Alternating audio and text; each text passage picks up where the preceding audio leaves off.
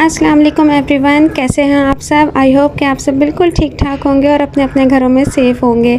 तो भाई ये है ईद के सेकंड डे का व्लॉग और ये दोपहर का टाइम है और यहाँ पर मैं रात के डिनर की तैयारी कर रही थी क्योंकि सब लोग आज हमारे घर में इनवाइटेड थे। मेरे तमाम इन लॉज़ ने आज आना था, उनकी एक दावत थी हमारे घर में।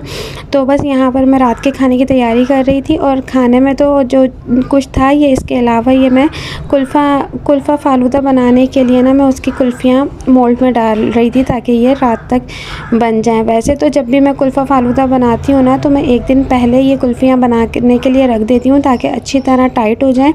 लेकिन क्योंकि फ़र्स्ट डे मेरा बहुत ज़्यादा बिज़ी गुजरा तो ये मैं सेकंड डे ही दोपहर में ये काम कर रही हूँ। तो बस मुझे टेंशन ये नहीं थी क्योंकि हमारे यहाँ जो दावतें होती हैं ना मेरे इन लॉज़ में, वो बहुत लेट नाइट चलती हैं। मतलब ये कि 11-12 बजे सब आया जाता है, फिर खाना खाया जाता है। तो मुझे ये टेंशन नहीं थी कि ये जमेंगी नहीं। लेकिन हुआ कुछ इस तरह के ना, मैं सारा दिन काम में लगी रही और भाई व्लॉगिंग करना कि आसान काम तो नहीं है ना।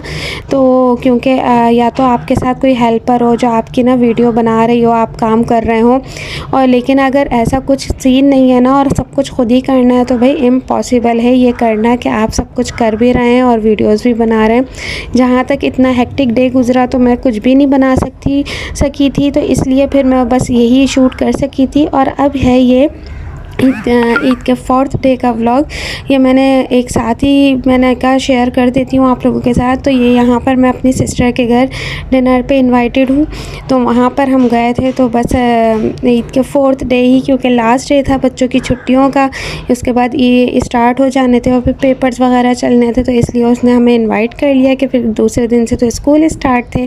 तो हम लोग वहाँ आए हैं और वो यहाँ पर केक कट कर रही है क्योंकि जो मेरी भांजी है ना इशाल, उसने अपने स्कूल में टॉप पोजीशन हासिल करी थी। तो बस उसके सिलसिले में उसका बड़ा दिल था, बच्चों का दिल होता है ना ज़रा सेलिब्रेशन हो, सब जमा हो तो केक वगैरह कट करें। तो मेरी भांजी को बड़ा ही शौक़ है ना केक कट करने का, तो बस इससे अच्छा और कोई मौका मेरी बहन को नहीं मिला। उसने हम लोगों को बुलाया तो फिर उससे अपनी बेटी से उसने केक कट करवाया। यहाँ पर बच्चे बड़े एक्साइटेड हुए थे केक खाने के लिए। और ये देखें ज़रा मेरी भांजी बेसब्री हुई हुई है, ऊपर से चॉकलेट उठा कर खाने में लगी हुई है। खैर यहाँ पर बच्चों के साथ ना हमने केक कट किया तो बच्चे खुश हो गए। और पीछे मैंने ना वॉइस ओवर इसलिए करना पड़ा क्योंकि पोएम लगी हुई थी तो वो आ जाना था कॉपीराइट का क्लेम, तो इस वजह से मैंने फिर वॉइस ओवर कर लिया यहाँ पर, वरना बड़ा मज़ेदार शोर शराबा मचा हुआ था।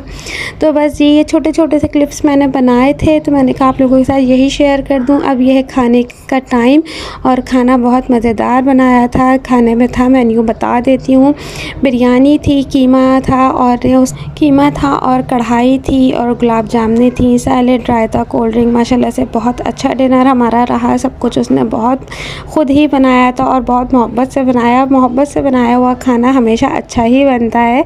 तो बस यहाँ पर हम लोग खाना खा रहे हैं और ना खाने का भी बस यही छोटा सा क्लिप मैंने शूट किया था। इंशाल्लाह अब आप लोगों के साथ अपने रूटीन व्लॉग के साथ हाज़िर होंगी। ईद ख़त्म हो गई और मैंने तो बहुत ज़्यादा ही लेट व्लॉग शेयर किया आप लोगों के साथ, टाइम मैनेज ना होने की वजह से। लेकिन अब इंशाल्लाह अब जो रूटीन व्लॉग आएंगे तो फिर मैं आप लोगों के साथ शेयर करूँगी। तो यहाँ पर अब हम लोग खाना खाएंगे और घर जाने की तैयारी करेंगे।